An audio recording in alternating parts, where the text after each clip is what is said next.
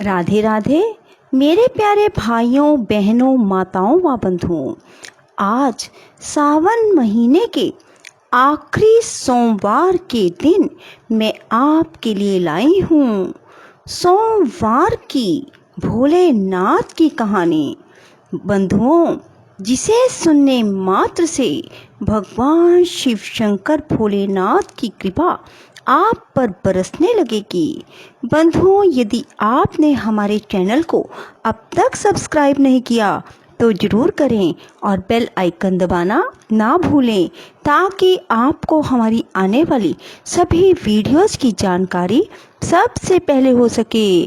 बंधुओं, वीडियो को पूरी सुनने के बाद कमेंट बॉक्स में जय शिव शंकर भोलेनाथ जरूर लिखें। बोलो शिव शंकर भोलेनाथ की जय।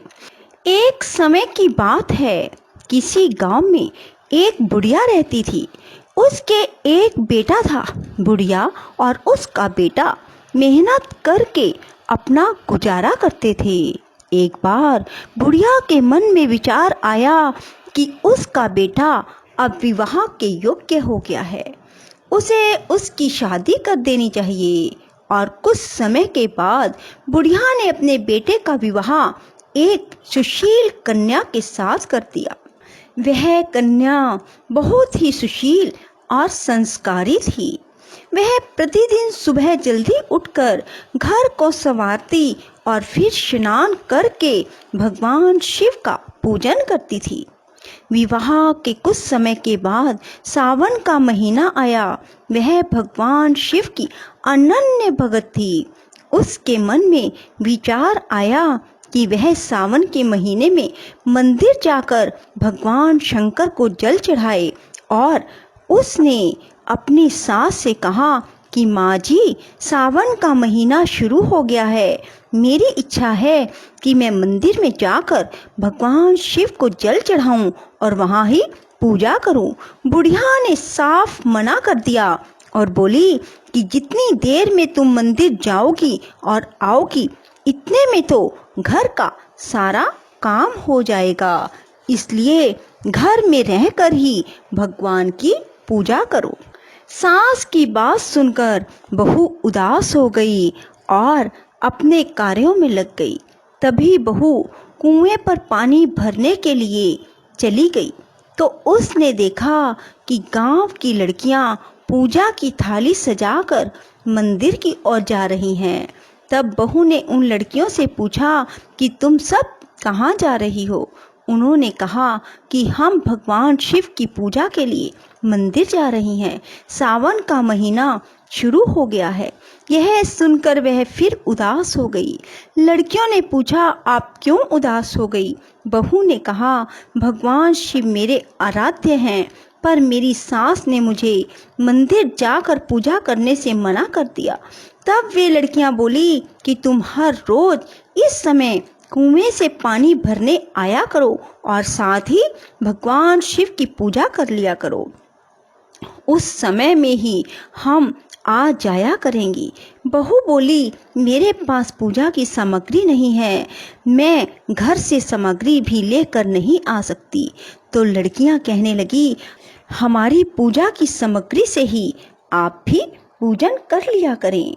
यह सुनकर वह बहुत खुश हुई और प्रतिदिन शिवलिंग पर जल चढ़ाती और भक्ति भाव से पूजा करती और भगवान शंकर से बोली, हे शंकर, मैंने अपनी सास से बात छिपाई है, इसके लिए मुझे क्षमा कर देना।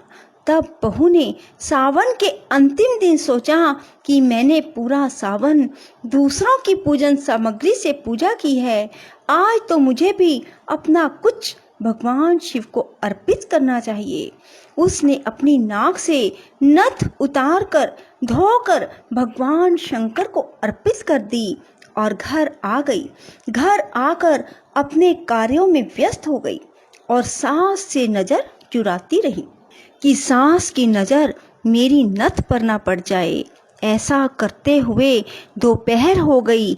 तब दोपहर में सास की नज़र बहू के नाक पर पड़ी। सास ने पूछा, बहू, तुम्हारी नथ कहाँ गई? वे बोली, माँ जी, मुझे नहीं पता, शायद कहीं गिर गई होगी। सास बोली, तुम कहाँ कहाँ गई थी? बहू बोली, मैं पानी भरने कुएं पर गई थी और तब तक तो मेरी नाक में नथ थी।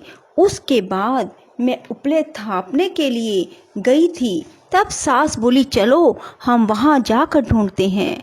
तब सास बहू पहले कुएं पर गई, वहाँ नथ ना मिली। फिर दोनों उपले वाले स्थान पर आई, उपले तोड़कर देखने लगी और तब दोनों ने उपले तोड़े। दोनों के उपले में एक एक नथ निकली।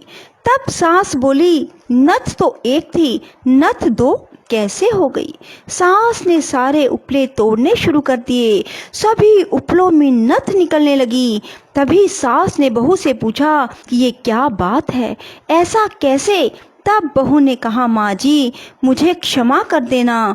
मैं सावन मास में प्रतिदिन भगवान शंकर को जल चढ़ाने मंदिर जाती थी और सावन की समाप्ति पर अपनी नथ शंकर जी को अर्पित कर दी। उन्होंने मुझे इतनी सारी नथ दे दी क्योंकि सावन मास में भगवान शंकर की पूजा का बहुत महत्व है। सावन माह में स्नान, दान, जप, तप का इतना महत्व है तो अगले साल हम दोनों शिवलिंग पर जल चढ़ाएंगी और जब तप करेंगी। अगला सावन आया तो दोनों सास बहू ने नियम से सावन का स्नान किया, जब तप किया और भोलेनाथ के आशीर्वाद से उनका घर अन्न धन के भंडार से भरपूर हो गया। बहू को पुत्र की प्राप्ति हुई। हे भोलेनाथ, जैसी कृपा बुढ़िया और बहू पर की वैसी ही सब पर करना। जो कहानी को सुने उन पर भी और जो हुंकारा भरे उन पर भी करना। बोलो शिव शंकर भोलेनाथ की जय हो, माँ पार्वती की जय हो।